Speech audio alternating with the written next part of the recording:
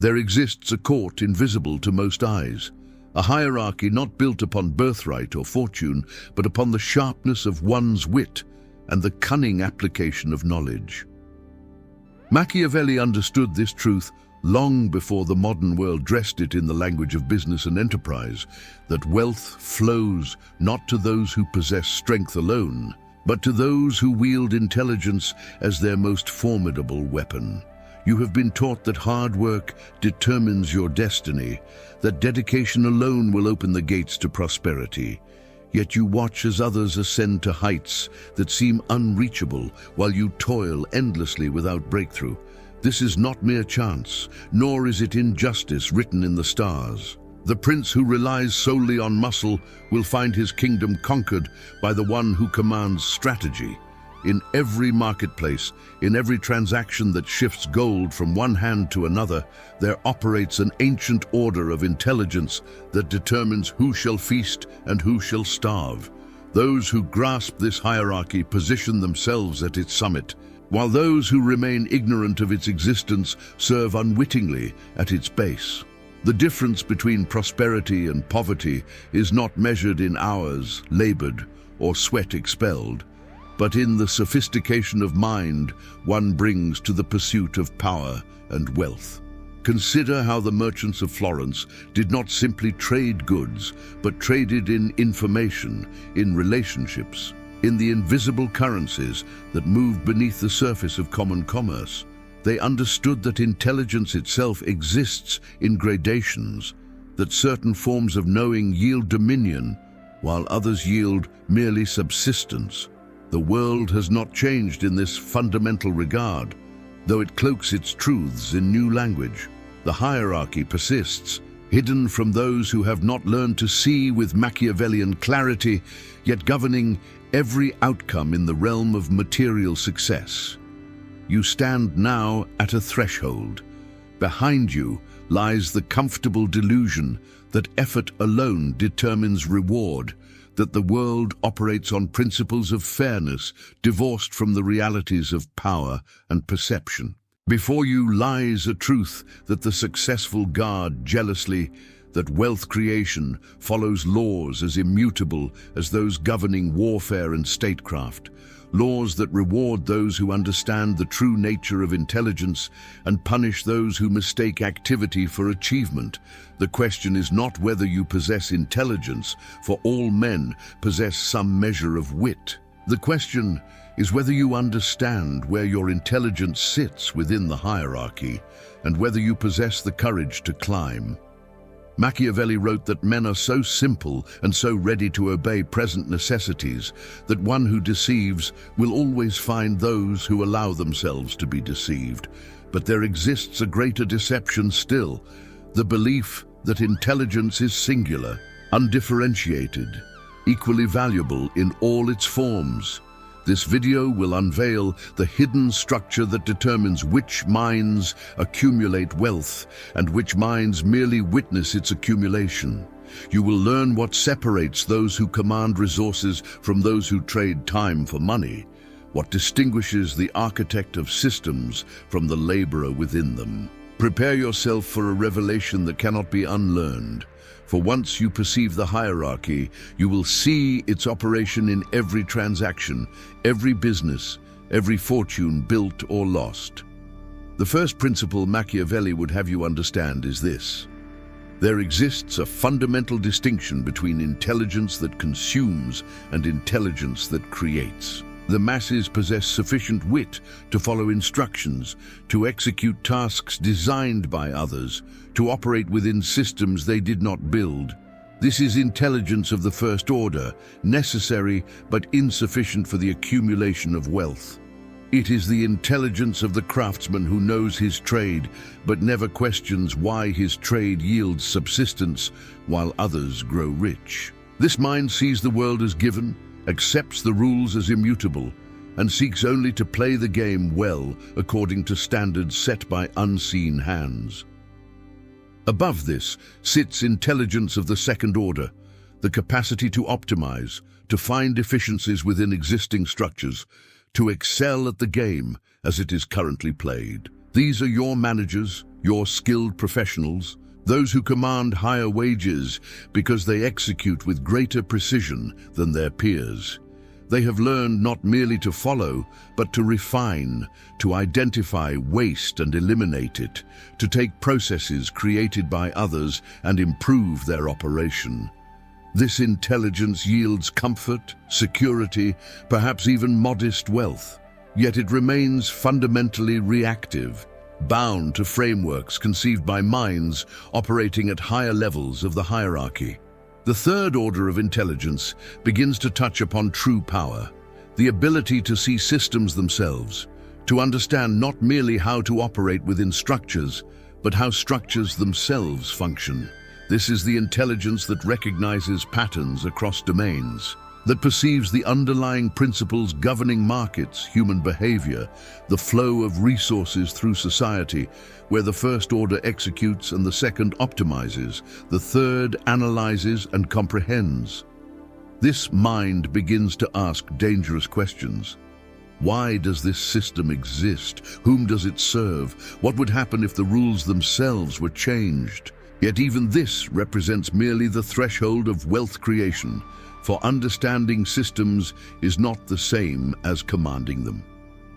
The fourth order of intelligence possesses what Machiavelli would call virtue, the capacity not merely to understand, but to act upon that understanding, to seize opportunities that others see but fear to grasp.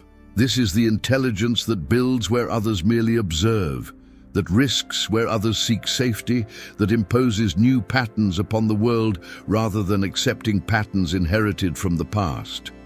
Such minds do not ask permission to create wealth. They identify needs unmet and meet them, perceive desires unstated and fulfill them. The distinction becomes clearer when you observe how different orders respond to the same situation. Present all four with a problem in business, and watch how their minds operate. The first will await instructions on how to proceed. The second will apply known methodologies to solve it efficiently. The third will analyze the problem's deeper causes and systemic context. The fourth will recognize that the problem itself represents an opportunity, that where others see obstacle, there exists a space to create value and claim it. This is why intelligence alone does not determine wealth. Only intelligence deployed with the courage to act, to risk, to claim what timid minds leave untouched. Machiavelli observed that fortune favors the bold, but boldness without intelligence is mere recklessness. The hierarchy reveals why some risks yield empires while others yield ruin. Those operating at lower orders of intelligence take risks they do not understand, gambling on outcomes they cannot predict. Those at higher orders take calculated risks based on superior comprehension of the systems they navigate. They appear bold to those below them, but they are merely operating with information and frameworks invisible to lesser minds. Their confidence is not bravado, but justified assessment of probabilities that others cannot calculate. This is the first great revelation, that most people spend their lives developing intelligence of the first and second orders, while remaining entirely ignorant that higher orders exist. They polish skills of execution and optimization, becoming ever more efficient servants of systems designed by others. Meanwhile, a small minority ascends the hierarchy, developing the capacity to perceive, design, and impose systems themselves. The gap between these levels is not a gap of effort or dedication, but of fundamental orientation toward reality itself. One group asks how to succeed within the world as it is. The other asks how to reshape the world to align with their vision. The second principle concerns the relationship between intelligence and perception. Machiavelli understood that power rests not upon objective truth, but upon what others believe to be true. In the realm of wealth creation, this translates to a crucial insight. Those who control perception control value itself. Consider how markets function not on the basis of intrinsic worth, but on collective belief about worth. The merchant who understands this does not merely sell products. He sells perceptions, narratives, identities that customers wish to embody. This is intelligence of a fifth order, the recognition that reality in commerce is socially constructed and therefore malleable. Where lower orders of intelligence focus on improving the quality of what they offer, this higher order focuses on shaping how offerings are perceived. Two businesses may provide identical services, yet one commands premium prices while the other struggles for scraps. The difference lies not in the service itself, but in the perception cultivated around it. One has learned to position itself as exclusive, essential, transformative. The other merely describes what it does, leaving customers to assign value based on their limited understanding. The sophisticated mind recognizes that in a world of subjective assessment, the ability to frame perception is more valuable than the ability to produce. This explains phenomena that baffle those operating at lower levels of intelligence. Why certain brands command loyalty despite offering nothing unique. Why some entrepreneurs raise fortunes in funding for unproven concepts, while others with superior products languish in obscurity. The hierarchy reveals that these are not anomalies, but natural outcomes of differential intelligence applied to the task of shaping belief.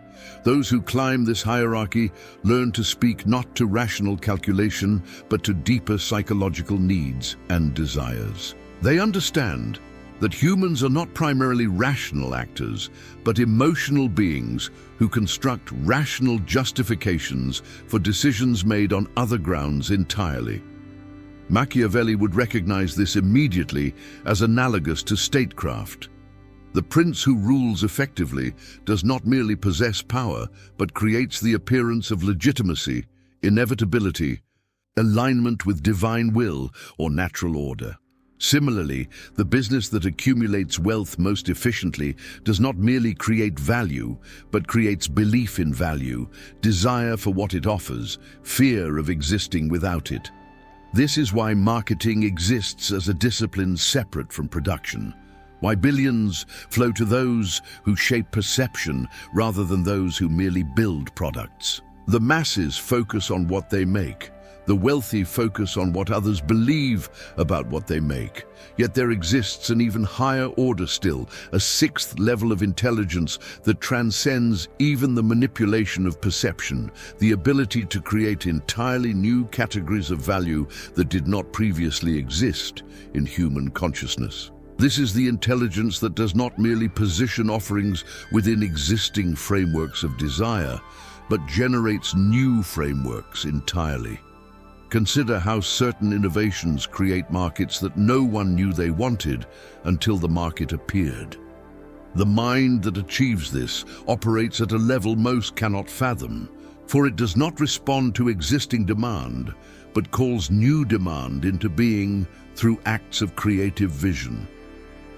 These are the individuals who become legendary in the annals of wealth creation, who accumulate fortunes so vast they reshape society itself. They do not compete within existing hierarchies of commerce. They establish new hierarchies with themselves at the apex. They see possibilities that exist only as latent potential in the collective unconscious, then make those possibilities tangible and irresistible. This is intelligence as true creation. The mind operating as artist rather than craftsman, painting on a canvas of human desire and social organization itself. The practical implication is profound. Most people attempt to create wealth by becoming excellent at something the world already values. They develop skills in high demand, deliver quality that meets or exceeds expectations, and wonder why wealth remains elusive despite their competence. The hierarchy reveals their error. Excellence within existing paradigms yields comfort at best. For you compete with countless others pursuing the same path. True wealth flows to those who create new paradigms, who generate categories of value that previously did not exist. They do not compete. They define the terms of competition itself, positioning themselves as gatekeepers to territories they themselves discovered and claimed. The third principle addresses the relationship between intelligence and timing. Machiavelli spoke extensively of occasion, the moment of opportunity that appears fleetingly and demands immediate action. In wealth creation, this translates to understanding that intelligence without temporal awareness is intelligence squandered. Markets evolve, technologies emerge, social conditions shift, and each change creates windows of opportunity that open and close with merciless speed. Those who perceive these windows and act within them accumulate disproportionate rewards. Those who recognize them too late find themselves perpetually behind the curve, competing in crowded spaces for diminishing returns. This is intelligence of the seventh order. The capacity to read the patterns of change and position oneself ahead of them rather than responding to them after the fact. The masses perceive change only when it becomes obvious, when new technologies have already achieved dominance, when markets have already shifted to new paradigms. By then, the opportunities for extraordinary wealth have been claimed by those who saw earlier and acted while uncertainty still deterred the timid. This temporal advantage compounds dramatically, for early movers in any domain establish positions that become increasingly difficult to challenge as networks form, standards solidify, and markets mature. Consider how wealth accumulates in waves aligned with technological and social transitions. Each new platform, each new method of communication, each new way of organizing human activity creates a window during which the rules are fluid and fortunes can be made with relative ease. Those operating at higher levels of intelligence do not wait for these transitions to become apparent to all. They study the underlying forces that drive change and position themselves in advance. They understand that the future is not random, but follows from present conditions in ways that can be analyzed and anticipated by minds trained to perceive such patterns. Yet timing alone is insufficient without the seventh component that completes this order of intelligence: the ability to act despite uncertainty. The moments of greatest opportunity are precisely the moments of greatest ambiguity, when the majority hesitates because outcomes remain unclear. Those who wait for certainty arrive too late, for certainty eliminates opportunity by attracting competition.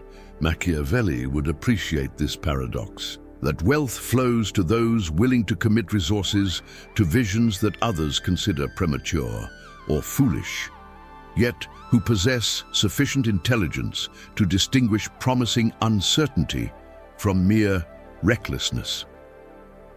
This creates a natural filter that preserves wealth concentration among those at the hierarchy's upper reaches. The masses demand proof before they act, validation from external authorities that an opportunity is real. By the time such proof manifests, the opportunity has become a commodity accessible to all, which means it no longer generates exceptional returns. Meanwhile, those at higher levels of intelligence develop internal validation mechanisms, trusting their own analysis even when it contradicts conventional wisdom. They have learned to calibrate confidence to the quality of their thinking, rather than the quantity of social proof. The practical application is uncomfortable for most to contemplate. Significant wealth creation requires operating in domains where most people believe you are wrong. If everyone agrees that an opportunity is promising, the opportunity has already been priced into the market, its potential returns claimed by earlier movers. You must develop the capacity to see what others miss, to identify value where consensus sees nothing, and to act on that vision while others ridicule or ignore you. This is not contrarianism for its own sake, but the natural consequence of operating at a higher level of intelligence than the surrounding population. Machiavelli warned against being despised, yet also recognized that the prince must sometimes endure temporary unpopularity to achieve necessary aims. In wealth creation, this manifests as the willingness to pursue opportunities that appear foolish to contemporaries, but whose merit becomes obvious in retrospect. Every fortune built on anticipating change faced initial skepticism, even mockery. The entrepreneur who builds for a future that has not yet arrived must possess conviction rooted in superior analysis rather than social validation. This is perhaps the most difficult aspect of ascending the intelligence hierarchy. Learning to trust your own perception even when it stands alone against the crowd. The fourth principle concerns the multiplication of resources through strategic positioning. Machiavelli understood that power comes not merely from what one controls directly, but from what one influences indirectly. In the domain of wealth, this translates to a crucial realization. Those at the highest levels of intelligence do not trade time for money or even skill for money, but rather create systems that generate value independent of their moment-to-moment involvement. This is the eighth order of intelligence, the capacity to build machines, organizations, and processes that work while you sleep, that scale beyond the limits of personal capacity. Consider the fundamental difference between selling your labor and owning the means of production. The former yields linear returns, bounded by the hours you can work and the price markets assigned to your time. The latter yields exponential returns, limited only by the size of the market you serve and the efficiency of the systems you construct. Those trapped at lower levels of intelligence see only the first option. They develop skills and sell them, forever constrained by the fact that each person possesses only 24 hours per day. Those who ascend the hierarchy learn to leverage other people's time, other people's money, other people's skills in service of systems they design and control. This is not exploitation, but intelligence applied to the problem of scale. One person, no matter how skilled, can only produce so much value through direct effort. But one person with sufficient intelligence can design a system that coordinates the efforts of hundreds or thousands, creating value far beyond what individual capability could achieve. The wealth accumulates not to those who work hardest within systems, but to those who architect the systems themselves, who solve the problem of organization and coordination that allows human effort to multiply its impact. Machiavelli would recognize this as analogous to military strategy. The general who fights personally may display courage but commands limited power. The general who designs battles, who positions forces strategically, who understands terrain and timing and morale, commands the power of armies. Similarly, the individual who labors personally may display dedication but accumulates limited wealth. The individual who designs businesses, who positions resources strategically, who understands markets and psychology and systems, commands wealth that scales beyond personal limitation. The ninth component of this order involves understanding leverage in all its forms. Financial leverage allows you to control assets greater than your capital. Human leverage allows you to benefit from others' labor through employment or partnership. Knowledge leverage allows you to solve problems once and sell the solution repeatedly.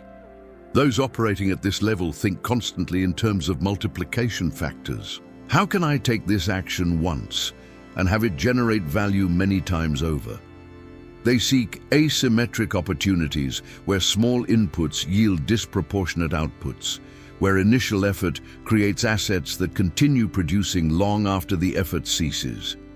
This explains why certain business models generate fortunes, while others generate mere income. A consultant trades time for money at favorable rates, but remains bounded by hours available. A software company invests time once to build a product, then sells it to thousands with minimal additional cost per customer. The difference in wealth generation is not subtle, it is orders of magnitude. Yet most people never make this transition because it requires intelligence they have not developed. The ability to think in systems, to build for scale, to create value that persists independent of continuous personal involvement. The uncomfortable truth is that ascending to this level of the hierarchy often requires abandoning the very skills and identities that brought initial success. The skilled professional must stop thinking like a professional and start thinking like a business architect. The talented individual contributor must stop focusing on personal excellence and start focusing on system design. This transition defeats many who possess the intelligence to make it because it requires psychological flexibility, the willingness to abandon certainty and expertise for uncertainty and learning. Machiavelli noted that men are generally more ready to follow than to think for themselves. This principle extends to their own career trajectories, where they cling to known paths even when those paths lead nowhere extraordinary. The fifth principle addresses the intelligence required to navigate and influence human systems. Machiavelli devoted much of his work to understanding how power operates through relationships, alliances, and social dynamics. In wealth creation, this manifests as the 10th order of intelligence, mastery of the invisible networks through which resources, information, and opportunities flow. Those at this level recognize that markets are not abstract mechanisms, but human systems governed by trust, reputation, reciprocity, and relationship. The ability to position oneself within these networks, to cultivate strategic relationships, to become a node through which value flows, determines outcomes as much as any technical skill. Consider how deals happen, how capital moves, how opportunities emerge, rarely through public channels equally accessible to all. More often through private networks where trust has been established, where reputation precedes introduction, where relationships create preferential access to information and opportunity. Those who understand this cultivate social capital as deliberately as they cultivate financial capital, recognizing that wealth accumulates not merely to the intelligent, but to the intelligently connected. They invest time in relationships that may yield no immediate return, understanding that networks compound value over time as connections multiply and strengthen. This is not superficial networking, but strategic relationship building based on genuine value creation. The sophisticated practitioner understands that the most powerful networks are built on reciprocity, on being valuable to others, before expecting others to be valuable to you. They solve problems for people who cannot immediately repay them, knowing that such actions build debt in the social ledger that will be repaid many-fold when circumstances align. They give generously of their knowledge, connections, and resources, understanding that generosity paradoxically generates more wealth than hoarding ever could. Machiavelli observed that princes must know how to use both the nature of the beast and that of man, and among beasts should imitate both the fox and the lion. In business, this translates to understanding when to compete aggressively and when to cooperate strategically. Those at lower levels of intelligence see only competition, viewing every interaction as zero-sum. Those at higher levels recognize that the greatest wealth often comes from collaboration, from creating alliances that allow multiple parties to win simultaneously. They structure deals where their success depends on others' success, aligning incentives to create outcomes impossible through individual effort. The 11th component involves understanding power dynamics within organizations and markets. Not all relationships carry equal weight. Some connections provide access to disproportionate resources, information, or influence. The intelligent operator maps these power structures, identifying who makes decisions, who influences decision-makers, who controls access to critical resources. They position themselves strategically within these networks, becoming indispensable to those who control what they need. This is intelligence as political skill, the ability to navigate human hierarchies and power dynamics with the same precision that a master craftsman manipulates physical materials. This level of operation makes many uncomfortable, for it requires acknowledging that merit alone does not determine outcomes, that who you know often matters more than what you know. Yet discomfort with this reality does not change it, merely ensures that those who refuse to engage with it will be outmaneuvered by those who embrace it. Machiavelli was not describing an ideal world, but the world as it exists, and his insights remain valid precisely because they address human nature rather than human aspiration. People operate through networks of affiliation and trust. Wealth flows through these same channels. The practical application requires developing social intelligence alongside analytical intelligence. You must learn to read people, to understand their motivations and concerns, to communicate in ways that resonate with their values and priorities. You must become skilled at building rapport, at making others comfortable, at presenting yourself as trustworthy and valuable. These are learnable skills, not innate traits, yet most never develop them because they consider such capabilities somehow beneath them or inauthentic. This is pride masquerading as principle, and it keeps capable people trapped at lower levels of the hierarchy, while those with greater social intelligence ascend. The sixth principle concerns the intelligence required to manage oneself in pursuit of wealth. Machiavelli wrote that fortune favors the young because they are more impetuous, more forceful with fortune, less cautious. Yet he also recognized that wisdom comes with experience. The 12th order of intelligence involves the capacity to cultivate the psychological attributes that wealth creation demands: discipline, delayed gratification, emotional regulation under stress, resilience in the face of repeated failure. These are not mere personality traits, but forms of intelligence that can be developed through conscious practice and reflection. Consider how many people possess the analytical capacity to identify opportunities, yet lack the self-management to execute on them. They see what should be done, but cannot compel themselves to do it. They understand the path, but lack the endurance to walk it when the path becomes difficult. This is not weakness of character, but underdeveloped intelligence in the domain of self-regulation. Just as one can strengthen muscles through exercise, one can strengthen volition, focus, and emotional control through deliberate training. Those who ascend the hierarchy recognize this and treat self-development as seriously as skill development. The accumulation of wealth typically requires enduring extended periods of uncertainty, discomfort, and delayed reward. Most people possess nervous systems calibrated for immediate gratification, for avoiding discomfort, for seeking safety over opportunity. These instincts served survival in ancestral environments, but actively impede wealth creation in modern contexts.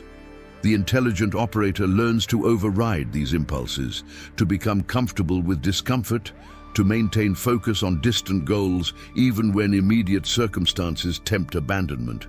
This is intelligence applied inward, the mind training itself to operate counter to its default programming.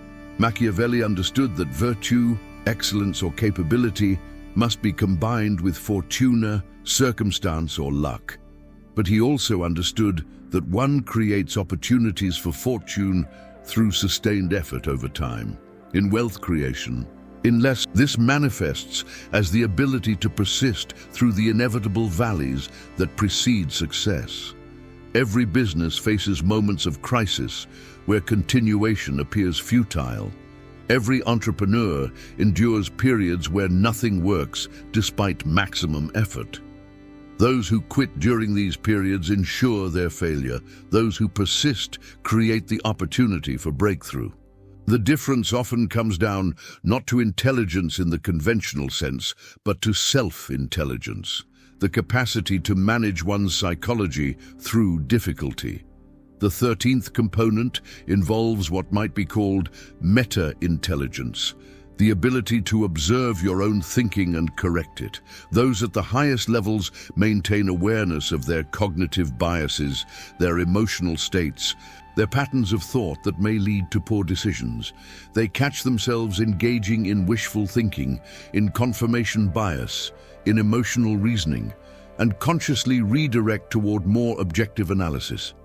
They seek feedback even when feedback is painful, understanding that accuracy matters more than comfort. This self-awareness creates a compound advantage over time, as each cycle of reflection and adjustment yields slightly better decisions that accumulate into dramatically different outcomes. Most people operate on autopilot, following habitual patterns of thought and behavior without examining whether those patterns serve their goals. They react to circumstances rather than responding deliberately, allowing emotions to drive decisions that should be made analytically, allowing fear to prevent action that requires courage. The intelligent operator develops the capacity to pause between stimulus and response, to choose reactions rather than being controlled by them. This is perhaps the most valuable form of intelligence for wealth creation. The ability to act as you know you should, rather than as you feel compelled to in the moment. Machiavelli noted that men are always ready to change masters, hoping to better themselves. In the domain of self-mastery, this translates to understanding that you must become your own stern master, imposing discipline that external circumstances will not impose. No one will force you to do the difficult work that wealth creation requires. No one will prevent you from taking the easy path that leads to mediocrity. You must develop internal standards higher than external requirements. Internal discipline stronger than external pressure. This is intelligence as self-governance, the mind taking dominion over its own impulses and directing them toward chosen ends. The seventh and final principle reveals the ultimate level of the intelligence hierarchy, the capacity to transcend wealth itself and understand its true nature and purpose. Machiavelli served princes and republics, understanding that power exists not as an end but as a means to larger aims. Similarly, those who truly master wealth creation eventually recognize that accumulation itself is hollow, without purpose beyond accumulation. This 14th order of intelligence involves understanding wealth as a tool for influence, for legacy, for shaping the world according to one's vision. Those who reach this level no longer chase money, but use money to chase aims that matter to them. This is not mysticism, but practical wisdom. The individual focused purely on accumulation becomes enslaved to wealth, forever chasing more regardless of what they have, never experiencing satisfaction because the goal perpetually recedes. The individual who understands wealth as instrumental maintains agency, using resources strategically to achieve outcomes they define as meaningful. They may accumulate even greater fortunes than pure accumulators, but they do so as a consequence of pursuing larger purposes rather than as an end in itself. This psychological shift unlocks a form of freedom that money alone cannot buy. The freedom from money's tyranny, from the need to prove worth through net worth. Consider how the greatest fortunes in history were built not by those seeking wealth, but by those solving problems they considered important. They created value because they cared about the value itself, and wealth followed as a natural consequence. This pattern repeats consistently. Purpose-driven creation generates more wealth than wealth-driven creation. The hierarchy reveals why this is so. When you pursue wealth directly, you limit yourself to opportunities that promise immediate returns. When you pursue meaningful aims, you often find yourself creating entirely new categories of value that generate wealth as a byproduct of their significance. Machiavelli wrote that the ends justify the means, a statement often misunderstood. He did not advocate amorality, but rather argued that actions must be evaluated based on their consequences rather than abstract principles divorced from context. In wealth creation, this translates to understanding that techniques and tactics that appear ruthless may be necessary, but they must serve purposes beyond mere accumulation. The prince who seizes power solely for power's sake becomes a tyrant. The prince who seizes power to bring order and prosperity to the state becomes a founder. Similarly, the entrepreneur who accumulates wealth solely for accumulation becomes a miser. The entrepreneur who accumulates wealth to fund visions of importance becomes a builder of civilization. The 15th and final component of intelligence involves understanding your mortality and its implications. You will die. Your wealth cannot accompany you beyond death. This reality forces a question. What will you build that outlasts you? What influence will you leave imprinted on the world? What will justify the years spent in accumulation? Those who ignore this question waste their intelligence on trivial aims, accumulating resources they cannot use for purposes they never defined. Those who confront it directly discover that wealth's greatest utility lies not in consumption, but in creation, in building institutions, funding discoveries, shaping culture in ways that echo across generations. This highest level of intelligence integrates all previous levels into a coherent whole. You must master execution, optimization, system thinking, action despite uncertainty, perception management, category creation, timing, scale, leverage, networking, power dynamics, and self-management. But you must also transcend pure mastery and ask what mastery serves. Machiavelli served the vision of a unified Italy, writing his works to guide princes who might achieve what he could not. Those who reach the summit of the intelligence hierarchy discover similar purposes larger than themselves, using accumulated capability not merely to accumulate further, but to shape reality according to their deepest values and aspirations. The revelation is both liberating and demanding. Liberating because it frees you from comparison with others, from the exhausting race to have more than your neighbor. Demanding because it requires you to define what actually matters to you, to articulate purposes worthy of the intelligence and resources you develop. Most people never reach this level not because they lack capacity, but because they lack courage. The courage to ask what they truly value beyond social validation and material comfort. They spend lifetimes chasing goals imposed by others, accumulating wealth according to scripts written by the society around them, never questioning whether the script serves their actual nature and deepest aspirations. You have now seen what remains invisible to most who pursue wealth: that success is not random, not merely a matter of effort or luck, but follows from intelligence applied at levels most never develop. The hierarchy exists whether you acknowledge it or not, sorting people into positions that reflect their capacity to perceive, to create, to act, to influence. Every day you operate at your current level, the hierarchy reinforces your position. For those above you, leverage intelligence you have not cultivated while you compete with countless others at your same level. This is not condemnation, but observation. The same clear-eyed assessment Machiavelli brought to the analysis of power.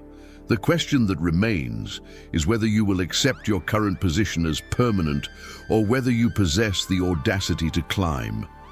Most will read these words, perhaps feel momentary inspiration, then return to familiar patterns that keep them exactly where they are. They will recognize truth in what has been presented, but lack the discipline to transform recognition into action, understanding into capability. The hierarchy relies on this inertia, on the fact that most people choose comfort over growth, certainty over opportunity, the known inadequate path over the unknown promising one. This is why wealth concentrates among the few rather than distributing equally among all. But you are not most people, or you would not have listened this far. Something within you recognizes that you were meant for more than trading time for money, following instructions designed by others, accepting limitations that have nothing to do with actual capacity and everything to do with underdeveloped intelligence. You sense that the game has rules you have not learned, dimensions you have not perceived, possibilities you have not considered. This sensing is the first step toward ascension, for you cannot climb a hierarchy you do not know exists. Now you know. The hierarchy stands revealed in all its stark reality. Machiavelli wrote that one should never fall in the belief that you can find someone to pick you up, that you must develop your own virtue, your own capability. No one will bestow upon you the intelligence required to create wealth. No external savior will arrive to lift you from your current level to higher ones. You must develop yourself deliberately, cultivating each order of intelligence through study, practice, failure, and reflection. You must become comfortable with uncertainty, with delayed gratification, with operating in spaces where most people fear to venture. You must learn to think systemically, act decisively, influence skillfully, and govern yourself relentlessly. This is the price of ascension, and it is not negotiable. The choice before you is simple in conception, but demanding in execution. You can continue as you have been, applying the intelligence you currently possess to goals defined by your current level of perception, achieving outcomes consistent with your current capabilities. Or you can commit to deliberate development, to ascending the hierarchy one level at a time, cultivating intelligence in domains you have not yet mastered. The first path is comfortable and leads to predictable mediocrity. The second is uncertain and leads to possibilities you cannot currently imagine. The hierarchy cares nothing for your choice, but your choice determines everything about where the hierarchy positions you and what wealth flows as a consequence. If this message has resonated, if you recognize yourself in these patterns and feel called to something greater, then mark this moment with action. Press like to signal to yourself that you are serious about ascension. Comment with which level of intelligence you currently operate at and which you commit to developing next. Share this with someone you know is ready for this knowledge, for climbing the hierarchy is easier when you climb alongside others who understand the terrain. Subscribe to this channel because the journey from where you are to where you could be requires continued learning, continued challenge, continued reminder that you are capable of more than you have yet demonstrated. This is not just content to consume, but a call to transformation, an invitation to become the architect of your own ascension. The hierarchy awaits your decision.